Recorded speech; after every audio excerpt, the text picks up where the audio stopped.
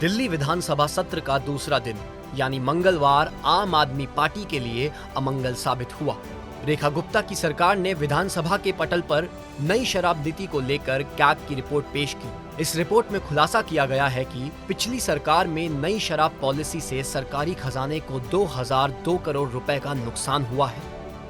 शराब नीति में विशेषज्ञों की सलाह को नजरअंदाज किया गया।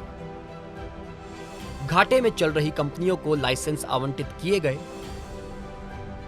कैबिनेट और एलजी से कई बड़े फैसलों पर मंजूरी नहीं ली गई। शराब नीति के नियमों को विधानसभा में पेश भी नहीं किया गया। कोविड-19 के नाम पर 144 करोड़ की लाइसेंस फीस माफ की गई। जोनल लाइसेंस धारकों को छूट देने से 941 करोड़ का नुकसान हुआ। सिक्योरिटी डिपॉजिट ठीक से वसूली नहीं होने पर 27 करोड़ का नुकसान। शराब की दुकानें हर जगह समान रूप से नहीं बांटी गई। देखिए, पहली रिपोर्ट सामने आई है और केजरीवाल और सिसोदिया ने कोरोना काल में किस प्रकार से शराब का घोटाला किया। 2000 करोड़ रुपए उन्होंने खाए हैं, ये कैग की रिपोर्ट बोल रही है। और मैं धन्यवाद देना चाहता हूं माननीय मुख्यमंत्री महोदया का, जिन्होंने संकल्प के साथ इस रिपोर्ट को विधानसभा में टेबल किया। केजरीवाल और सिसोदिया ने इसे दबा के रखा हुआ था। हम ये सुनिश्चित करेंगे कि सीएजी की रिपोर्ट का ये सच, 2000 करोड़ रुपए का जो कमीशन केजरीवाल और सिसोदिया ने शराब का खाया है, ये दिल्ली के घर घर तक इसका सच पहुंचे।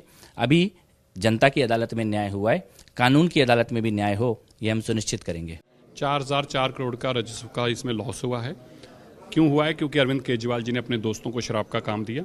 इसमें स्पष्ट सामने आया कि जिनको काम दिया वो एलिजिबल नहीं थे। जिनको काम दिया उनको एलिजिबल बनाने के लिए शराब के पुराने कारोबारियों का 1% हिस्सा उसमें डलवाया गया ताकि अरविंद केजरीवाल जी के दोस्तों को शराब का काम मिल सके। इसमें यह भी समझ में आया कि 111 लोग थे जो अब तक काम कर रहे थे शराब का, लेकिन उससे काटकर 14 लोगों की मोनोपोली बनाई गई और उन 14 लोगों में भी 3 लोगों को ज़्यादा काम, 72% काम 3 लोगों को मात्र दे दिया गया। तो ये सारी बातें जो सामने आई हैं, इससे स्पष्ट है कि अरविंद केजरीवाल जी ने ये शराब नीति अपने दोस्तों को पैसा बनाने के लिए बनाई थी। बता दें कि सोमवार को दिल्ली विधानसभा सत्र की शुरुआत हुई थी और इस दिन रेखा सरकार ने अपने इरादे जाहिर कर दिए थे कि आने वाले दिनों में पिछली सरकार की मुश्किलें बढ़ने वाली है और वो सभी काले चिट्ठे खोले जाएंगे जिससे भ्रष्टाचार की दुर्गंध आ रही है। पहले ही सदन में सीएजी की रिपोर्ट हम सदन के पटल पे रखेंगे। जनता की गाढ़ी खून पसीने की कमाई जिसका पिछली सरकारों ने दुरुपयोग किया, एक एक रुपए का हिसाब जनता को देना होगा।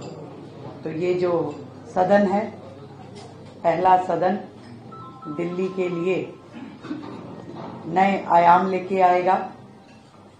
और फिर बार बार एक ही बात कहना चाहूंगी कि दिल्ली के लिए जो हमारी कमिटमेंट्स हैं वो पूर्णतया खरी हैं और 100% पूरी की जाएगी। कैग की रिपोर्ट को लेकर दिल्ली की नई सरकार ऐसे ही इतनी एक्टिव नहीं है। दरअसल इसके पीछे पीएम मोदी के उस भरोसे पर खरे उतरने की चुनौती भी है जिसे दिल्ली विजय के बाद पीएम मोदी ने जनता को दिया था। पार्टी मुख्यालय से अपने संबोधन में पीएम मोदी ने वादा किया था कि भ्रष्टाचार के एक एक पैसे का हिसाब होगा।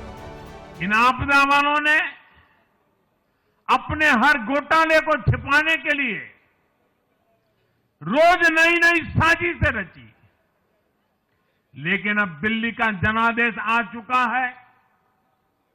मैं गारंटी दे रहा हूं, पहले विधानसभा सत्र में ही सीएजी की रिपोर्ट सदन में रखी जाएगी।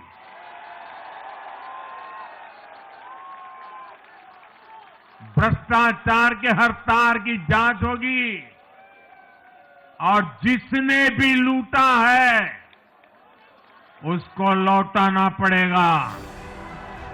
बता दें कि सत्र के दूसरे दिन कैग की रिपोर्ट पे चर्चा पूरी नहीं हो सकी थी, लिहाजा 2 दिनों के लिए सत्र को और बढ़ा दिया गया है। अब 28 फरवरी और 3 मार्च को भी सत्र होगा। इसके पहले 27 फरवरी को सत्र की समाप्ति थी। ब्यूरो रिपोर्ट, सूर्या समाचार।